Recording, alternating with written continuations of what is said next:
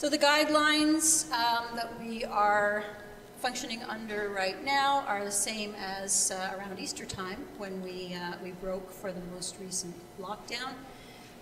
They ask that we keep our masks on at all times, if at all possible, and they discourage singing, but please feel free to sing along. You're singing with your mask on, so I think you'll be fine. And remain seated as you sing as well. I'm going to begin with a reading.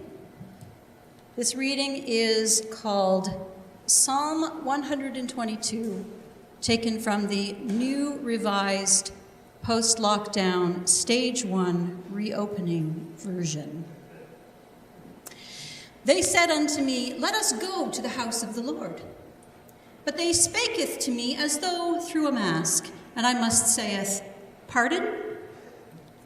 And they saith again to me, Let us go to the house of the Lord. And woe, they speaketh to me as though from a social distance of 2 meters, or verily from behind a plexiglass partition. So I must yet again asketh, Sorry, I didn't catch that last bit. Go where? And verily, they speaketh again with descriptive gestures, saying, Let us go to the house of the Lord. But lo, they are distortedeth by Zoom's noise reduction algorithms, and yea, I keepeth smiling as I saith.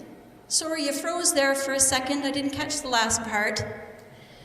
And they shaketh their head, and they sigheth, and they typeth into the chat window, Let us go to the horse, backspace, house of the Lord. And they clicketh on the little send arrow.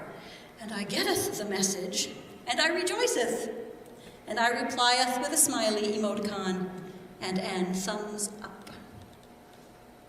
When David wrote the real Psalm 122, when he said the house of the Lord, he wasn't speaking about one of thousands of Baptist churches like ours is. He was speaking of a specific place, a specific house of the Lord that was for him and his people the center of the earth. This was where God made contact with his people.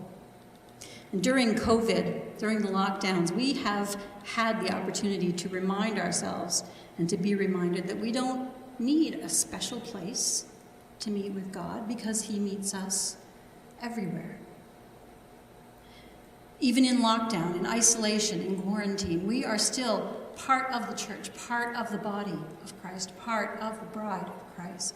And during lockdowns, we as First Baptist Church, we have continued to do life together. We have continued to learn together. We have continued to build good things and do good things together. But now here we are. We are here in each other's presence, and that is a good thing.